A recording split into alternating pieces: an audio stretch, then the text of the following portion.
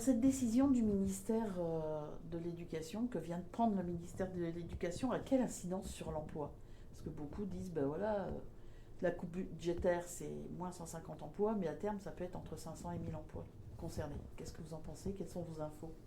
Alors d'abord, je pense qu'avant de répondre à cette question, il faut replacer cette mesure dans un contexte plus général, un contexte politique, le cadre politique. Le ministre a décidé de revoir profondément la formation continue des enseignants. Donc c'est dans ce cadre-là qu'il a souhaité que Réseau Canopé devienne un des acteurs majeurs de cette formation continue, et notamment en développant la formation en ligne, c'est-à-dire la production de ressources numériques qui seront destinées à former les enseignants. Alors, pour répondre directement à votre question, d'abord, je précise, ce n'est pas 150 emplois. Les mesures budgétaires sur 2020 qui concernent l'ensemble des opérateurs de l'éducation nationale, et pas uniquement Réseau Canopé, vont se traduire par effectivement des effectifs en baisse pour 2020. Nous sommes en train d'y travailler, mais on ne sera certainement pas à hauteur des 150 emplois. Concernant les effets de cette mesure de réorganisation qui est aujourd'hui annoncée par le ministère. Pardon. D'abord, tout n'est pas encore complètement arrêté, puisqu'il y a plusieurs options qui sont sur la table.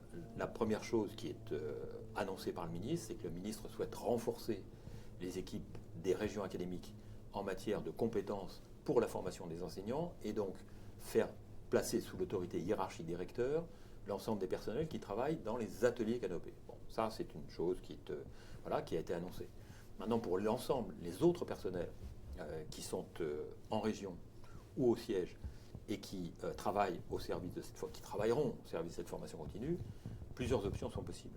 Et dans ces options, il y a une option qui consisterait à transférer la totalité, mais terme à terme, sans mesure de réduction d'effectifs aujourd'hui. Donc, il n'y a pas derrière cette mesure, il n'y a pas de mesure de plan social qui est annoncé, qui a été...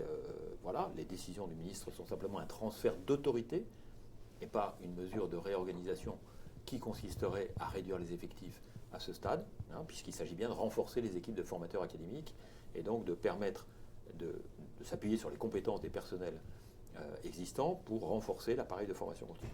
Voilà, donc à ce stade, il n'y a pas de mesures de réduction d'effectifs qui sont prévues.